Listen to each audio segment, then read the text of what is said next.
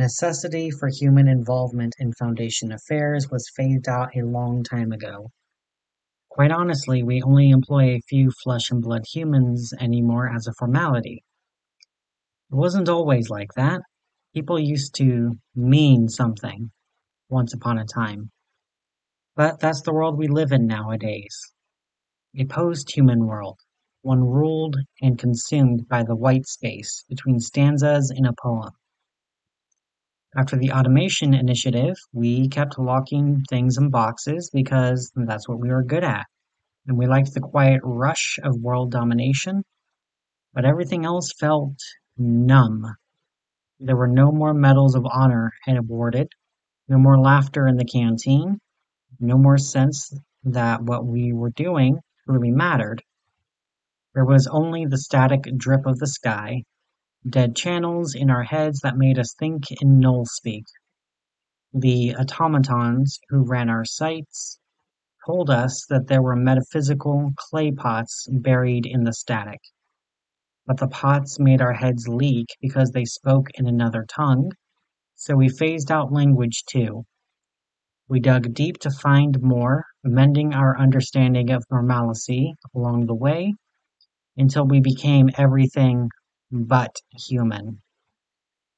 It was a brave, tortured world of steel and concrete, ruled by men turned alien turned godhead.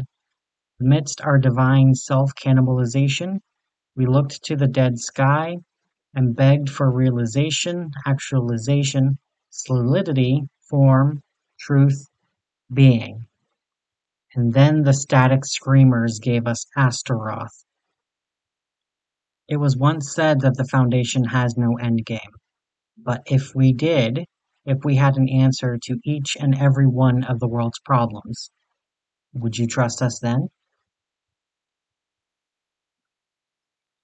Afterlife Ophidian, The Foundation over Heaven, contains themes of suicidality.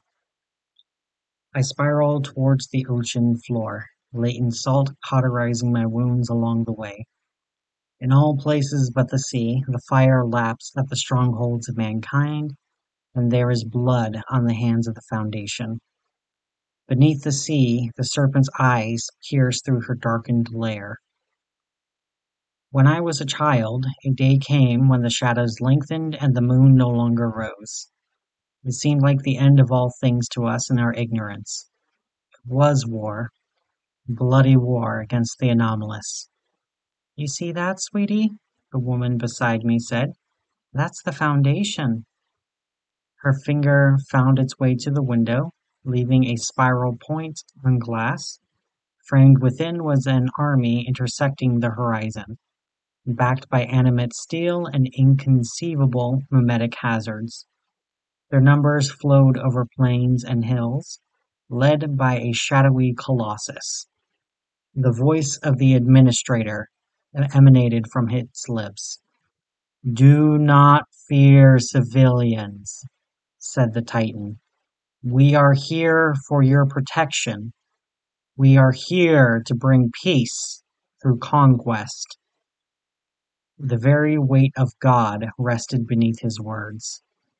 He was a man brought to the brink of the ultimate, striding unimpeded over mountains and trampling ancient land under the gravity of his personhood.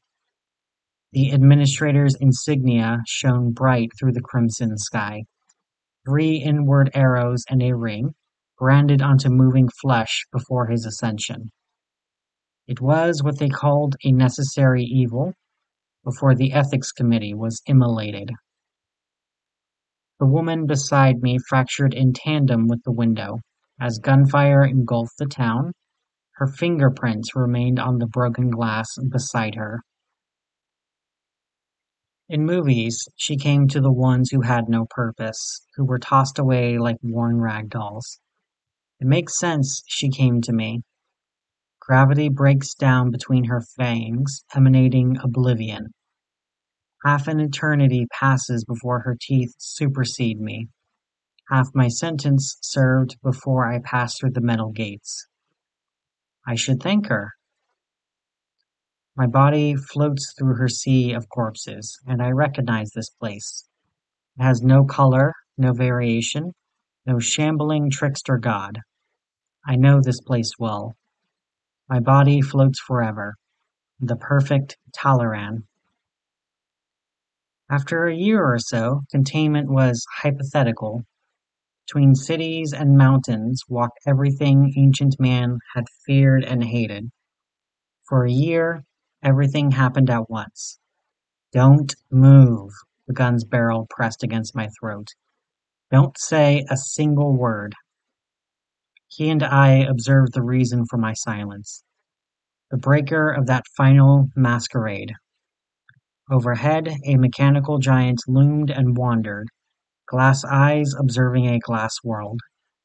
Landscapes shattered beneath its unthinking march towards a never end. Bullets would never hurt it. The giant passed by, and the sensation of death against my throat returned. I fell to the ground as he let me go, waves breaking against a feathered cliff beneath us. I stayed still, my ears following the machinations of my captors. "Can we secure it?" one said. "No, we can't SCP that thing," said another. "So what do we do?" "We SCP what we can," said the last. 3 inward shots rang out as I spiraled off the cliff edge. The murderers recited a prayer, and I listened on the way down. "O world, O peoples, O mankind, hear now our words of love to year, mere utterances from the dark. Accept us now in your time of peril, though we are but men of insubstantial shadow. Allow us to be your firmest bedrock.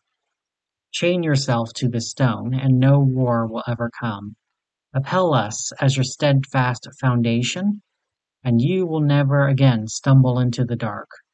O Clef, O Cimmerian, O damned Kondraki, may this foundation bring peace to mankind."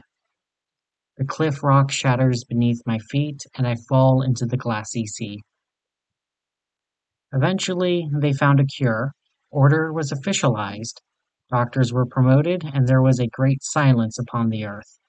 The faces of the men around me say as much. Beneath a silent moon, an operative from a recovery team walks past my broken home. His foot stamps on a shard of glass, and a spot of grease is shattered. The nameless woman who died 1 year ago ceases her mourning. Inside the serpent, my eyes close, and I join the peaceful dead.